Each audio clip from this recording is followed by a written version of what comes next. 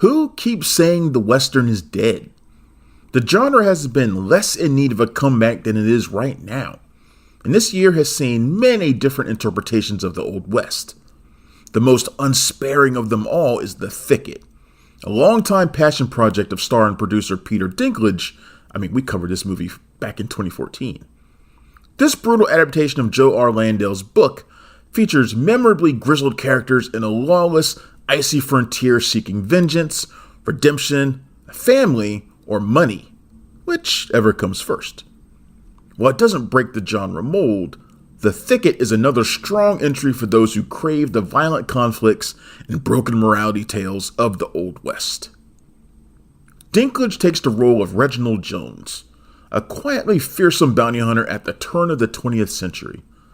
Along with his companion Eustace Howard, played by Gbenga Akinnagbe, a former slave, he finds himself on the hunt for ruthless outlaw Cutthroat Bill, played by Juliette Lewis, for the kidnapping of a young girl, Lula, played by Esme Miles, stolen away from her brother Jack, played by Blink Twice's Levon Hawke, who will stop at nothing to find her. The plot is straightforward and fitting of the genre. It's the characters who make it stand out most, including how they are introduced. Ultimately a film about people seeking some semblance of family, The Thicket contrasts the opposing sides at every turn. Lula and Jack are introduced as they are mourning the deaths of their parents due to a disease outbreak. On the other side, Bill, short for Wilhelmina, crashes a different funeral, raids the casket to the shock of mourners, and claims something from the corpse. Bill's hideously scarred face matches her ugliness on the inside. For large portions of the film, we see Bill traveling from place to place, picking fights with innocents and leaving them dead. She has an obsession with pretty things, and when confronted with Lula, she steals her away, leaving Jack unconscious and unsure what to do. All of those Bible verses he spouts aren't going to help him with something like this. It's easy to see why Dinklage fought so long to have the chance to play Reginald Jones. First of all, there aren't a ton of gunslinging bounty hunter roles out there for actors like Dinklage, so to claim this one is a pretty sweet deal. Jones is tough. He endures a lot of insults because of his stature, but those who underestimate him usually meet with a dire fate. Early on, after he and Howard dig a grave for $2 and the customer refuses to pay, choosing to humiliate Jones instead, well, it doesn't end happily for the bullying party. Let's just put it that way. Jones doesn't enter into this rescue mission for Lula or for Jack, but to claim the hefty bounty on Bill's head. Stealing the film away from Dinklage is Lewis's fiery portrayal of Cutthroat Bill.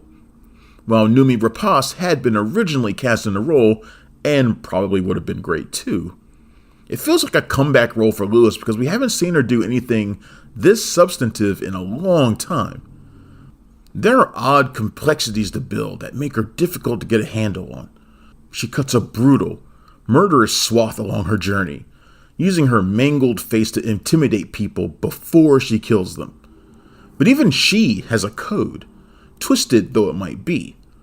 She won't allow her male companions to lay a finger on Lula, suggesting her own traumatized upbringing. Moments of lucidity reveal a vulnerable side that she keeps very well hidden away from others. Chris Kelly's screenplay knows how to drive the action. Every scene has a purpose, and there's always some kind of violence right around the corner. Conflicts arise as Jack and Jones's party grows in size. Jack's just too naive for this unflinching world, and Jones isn't having it.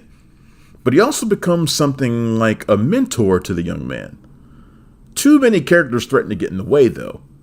West Side Story's Leslie Grace plays a reformed prostitute, Jimmy Sue, who needs rescuing so she can enter into an unnecessary love story with Jack. It couldn't have felt more forced in this kind of story. We also get actor-filmmaker Macon Blair, of Blue Ruin fame, as the most timid member of a posse sent to apprehend Jones. There are so many people to keep track of that it takes focus away from the most interesting ones, and muddles our understanding of them to some degree. Director Elliot Lester makes the most of the wide, snowy landscapes to capture the harshness of the period and the cruelty of its people. It's clear this is a small budgeted affair, but the limited production values actually work in the Thicket's favor, presenting a desolate, haunting atmosphere from which few can emerge unscathed. In another strong year for Westerns, The Thicket is one that fans must seek out. The Thicket opens in theaters on September 6th, and it gets a 3 out of 5. Thanks for checking out the show.